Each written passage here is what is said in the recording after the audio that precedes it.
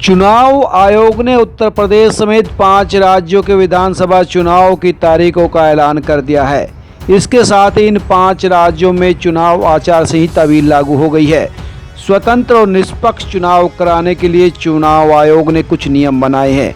इन नियमों को ही आचार संहिता कहा जाता है और आचार संहिता लागू होते ही कई बदलाव हो जाते हैं। राज्य सरकारें निहत्ती हो जाती है और चुनाव आयोग महाबली हो जाता है।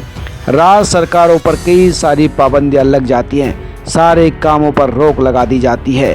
दोस्तों, आइए जानते हैं कि चुनाव आचार संहिता लागू होने के बाद क्या बदलाव होते हैं। सबसे पहला बदलाव होता है सरकार का कोई भी मंत्री, विधायक, यहाँ तक कि मुख्यमंत्री भी चुनाव प्रक्रिया में शामिल किसी भी अधिकारी से नहीं मिल सकता। साथ ही सरकारी विमान, गाड़ियों का इस्तेमाल किसी पार्टी या कैंडिडेट को लाभ पहुंचाने के लिए नहीं किया जा सकता।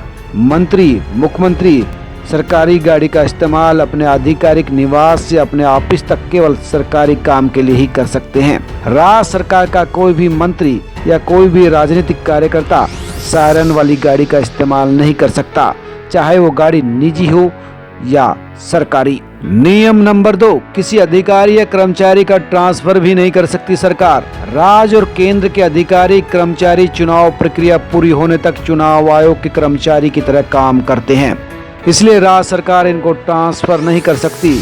आचार संहिता में सरकार किसी भी सरकारी अधिकारी या कर्मचारी का ट्रांसफर या पोस्टिंग नहीं कर सकती।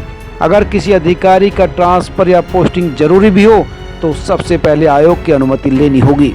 नियम नंबर 3, जो सरकारी पैसे से संबंधित है।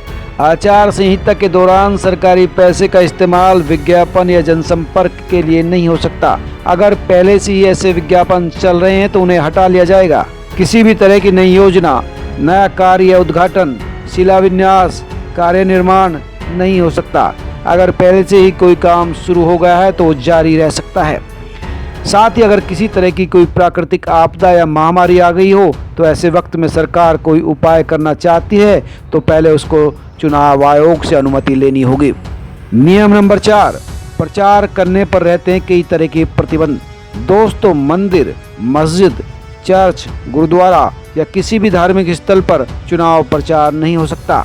प्रचार के लिए राजनीतिक पार्टी कितनी भी गाड़ी, उसमें 2 व्हीलर भी शामिल है, इस्तेमाल कर सकती है, लेकिन पहले रिटर्निंग ऑफिसर से अनुमति लेनी होगी। किसी भी पार्टी या प्रत्याशी को रैली या जुलूस निकालने या चुनावी सभा करने से पहले पुलिस से अनुमति लेनी होगी। साथ ही रात 10 बजे से सुबह 6 बजे तक डीजे का इस्तेमाल नहीं हो सकता।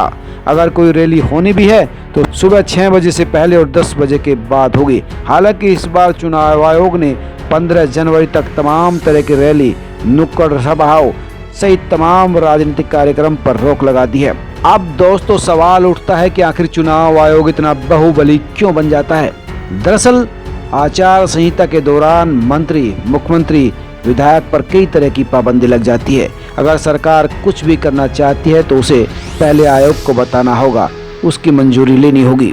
केंद्र या राज्य का कोई भी मंत्री चुनाव प्रक्रिया में शामिल किसी भी अधिकारी को नहीं बुला सकता। अगर बुलाता है या नियमों का उल्लंघन करता है तो सख्त कार्रवाई होगी। अगर कोई भी प्रत्याशी आचार संहिता का उल्लंघन करता है तो उसके प्रचार पर रोक भी लगाई जा सकती है। उल्लंघन करने पर प्रत्याशी के खिलाफ आपराधिक मुकदमा भी दर्ज किया जा सकता है और इतना ही नहीं, जेल जाने तक का भी प्रावधान है। तो दोस्तों, आपको पता लग गया होगा कि चुनाव आयोग चुनाव के दौरान कितना शक्तिशाली हो जाता है और इसी वजह से निष्पक्ष चुनाव हो पाता है, जो भारतीय लोकतंत्र के लिए सबसे जरूरी चीज है। सब्सक्राइब करें, लाइक करें और अपने दोस्तों के साथ शेयर भी करें।